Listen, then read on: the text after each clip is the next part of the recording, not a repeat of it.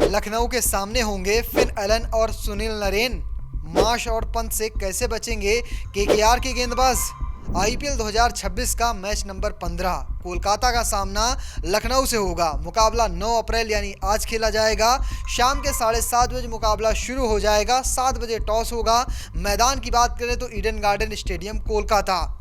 इस मुकाबले से जुड़ी हर छोटी बड़ी अपडेट आपको मैं दूंगा। फैंटेसी टीम बनाएंगे, की स्टैट्स जानेंगे, किन खिलाड़ियों के रिकॉर्ड दूसरी टीमों के खिलाफ बेहतर हैं, प्लेइंग 11 जानेंगे, पिच रिपोर्ट जानेंगे और मौसम का हाल भी जानेंगे। हेड टू हेड की कहानी समझेंगे, लेकिन उससे पहले एक ज़रूरी जानकारी।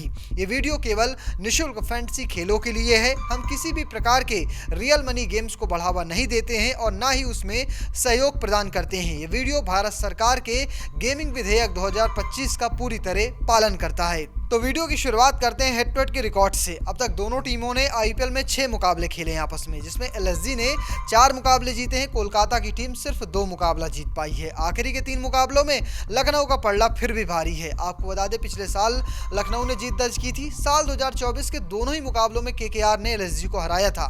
लेकिन इन दोनों टीमों के इंडिविजुअल 5 मुकाबलों की बात करें तो एलएसजी अपने आखिरी 5 में से 3 जीती है। कोलकाता एक भी मुकाबला अपने आखिरी 5 में से नहीं जीत पाई है और इस साल भी 2 मुकाबले हार चुकी है। एक मुकाबला उनका रद्द हो चुका है। ये तो बात हो गई हेड टू हेड की कहानी की। अब बात करते हैं कोलकाता और एलएसजी का पिच रिपोर्ट का क्या मसला है। तो बात करें, ईडन गार्डन स्टेडियम की पिच हाई स्कोरिंग मुकाबलों के लिए जानी जाती है। ये बल्लेबाजों के लिए स्वर्ग है।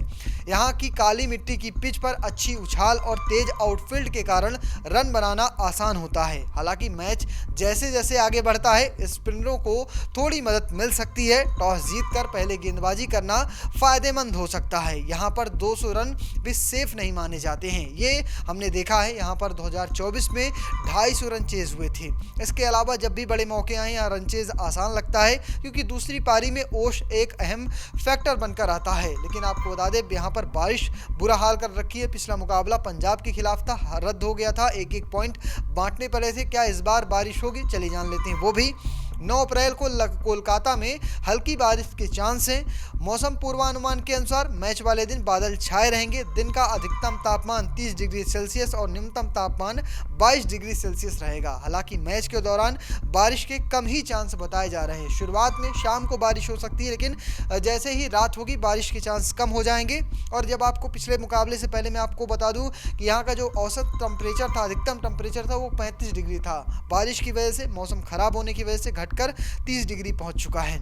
ये तो बात हो गई मौसम की। अब बात करते हैं प्लेइंग 11 की। पिछले मुकाबले में और वरुण चक्रवर्ती नहीं खेल रहे थे, ना ही सुनील नरेन खेल रहे थे। इस बार बदलाव हो गया। रहाणे होंगे कप्तान, कैमरन ग्रीन होंगे, अंकुश रघुवंशी होंगे, सुनील रिंकू सिंह होंगे, रमनदीप सिंह होंगे, अनुकूल रॉय होंगे, सुनील नरेन, वरुण चक्रवर्ती, वैभव अरोड़ा, कार्तिक त्यागी, ब्लेसिंग मुजरबानी। ये इनकी प्लेइंग 11 हो सकती है। इम्पैक्ट प्लेयर के तौर पर फिन एलन ही खेलते नजर आएंगे। वहीं कई सारे लोगों का ये मानना है कि जब कैमरन ग्रीन गेंदबाजी नहीं कर सकते हैं तो टिम शिफर्ट उनसे अच्छी फॉर्म में चल रहे हैं। वर्ल्ड कप में उन्होंने दमखम दिखाया है। फिन एलन और टिम शिफर्ट को ओपनिंग का जिम्मा दे देना चाहिए। नंबर 3 की जिम्मेदारी रहाणे को संभाल लेनी चाहिए। 4 पर रघुवंशी आएंगे और ऐसे में टीम और ज़्यादा मजबूत नजर आएगी। ग्रीन की अगर गेंदबाजी नहीं है तो ग्रीन आपके किसी काम के नहीं है। ये तो बात हो गई केकेआर की प्लेइंग 11 की। अगर बात करें लखनऊ की, पिछला मुकाबला शानदार तरीके से जीत कर आ रहे हैं। पहले मुकाबले में हार जरूर मिली थी। प्लेइंग 11 में खास बदलाव नजर नहीं आएगा।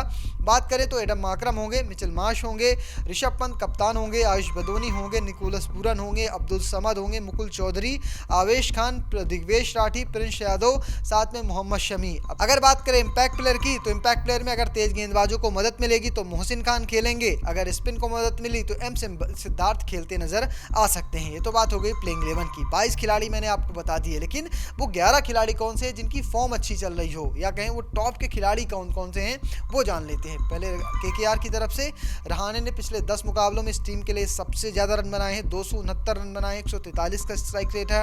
अगर पिछली 5-6 पारियों की बात करें तो पिछले मुकाबले में नाबाद 6 थे। बारिश की वजह से मैच ठप हो गया था।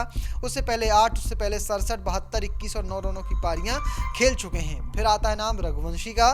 पिछले 10 मुकाबलों में 277 रन, 146 का स्ट्राइक रेट। पिछले मुकाबले में नाबाद 4, उससे पहले 52, उससे पहले 51, उससे पहले 27, 23 और 92 रनों की पारियां खेल चुके हैं। फिर बात करते हैं वैभव अरोड़ा की।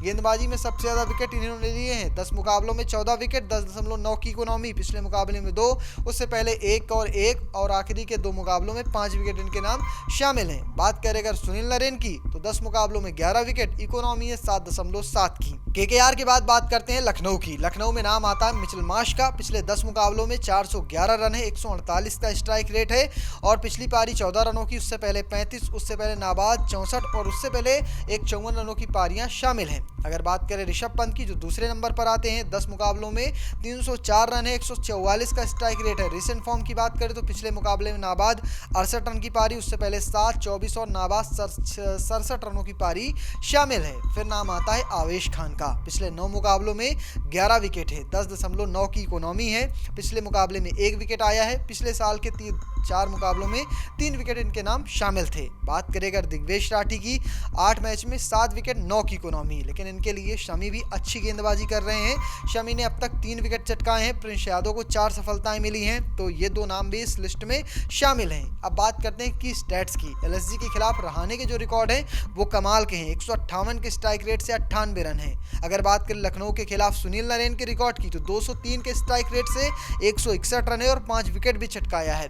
लखनऊ के खिलाफ रिंकू सिंह ने 194 के स्ट्राइक रेट से 161 रन कूटे हैं, तो ये बड़े खिलाड़ी हैं जिनके रिकॉर्ड इस टीम के खिलाफ अच्छे हैं। और केकेआर के खिलाफ पंत के रिकॉर्ड कमाल के हैं, 147 के स्ट्राइक रेट से 384 रन। केकेआर के खिलाफ शमी के रिकॉर्ड भी बहुत दमदार हैं, 7.79 की इकोनॉमी और 17 विकेट शमी ने चटकाए हैं, तो दिखाता है कि इस टीम के लिए शमी भी कहर बरपा सकते हैं इसके खिलाफ। और जिस तरह से पिच से मदद मिलती है कमाल का है। पिछली पारी में हैदराबाद के खिलाफ शमी ने हेड और अभिषेक को आउट किया था और 4 ओवर में सिर्फ 9 रन खर्च किए थे। इस तरह से गेंदबाजी चल रही है मोहम्मद शमी की। अब बनाते हैं फैंटेसी टीम। बात करें अगर विकेट कीपर की तो पंत और मैंने इसमें 4 विकेट कीपर हैं आपको। पंत मिलेंगे, पूरन मिलेंगे, रघुवंशी और फिन एलन। बल्लेबाजी की बात करें तो मैंने सिर्फ रहाणे को रखा है।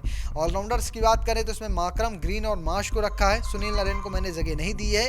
अगर बात करें गेंदबाजी की तो मैंने शमी को रखा है, मुजरबानी को रखा है और प्रिंस यादव को रखा है। या प्रिंस यादव कमाल की गेंदबाजी कर रहे हैं और एलएसजी के लिए अब तक के हाईएस्ट विकेट टेकर हैं। इस वजह से इन्हें बाहर रखना अच्छा नहीं होगा, यह सही फैसला नहीं होगा। अगर आप प्रिंस यादव, मोहसिन खेलते नजर आते हैं तो आप मोहसिन को रख सकते हैं, प्रिंस को वहां पर आप बाहर बिठा सकते हैं। मोहसिन भी विकेट चटकाने में पीछे नहीं रहता बंदा। तो फिलहाल ये मेरी टीम है। अगर बात करें कप्तान और वाइस कैप्टन की तो कप्तान मैंने मार्श को बनाया है, वाइस कैप्टन मेरे फिन एलन है। एलन का बल्ला चला नहीं, जिस दिन चलेगा सारा हिसाब किताब बराबर हो जाएगा। तो फिलहाल ये मेरी टीम है। आपको कैसी लगी कमेंट बॉक्स में लिखिएगा और पेज को फॉलो करना, चैनल को सब्सक्राइब करना बिल्कुल भूलिएगा। धन्यवाद।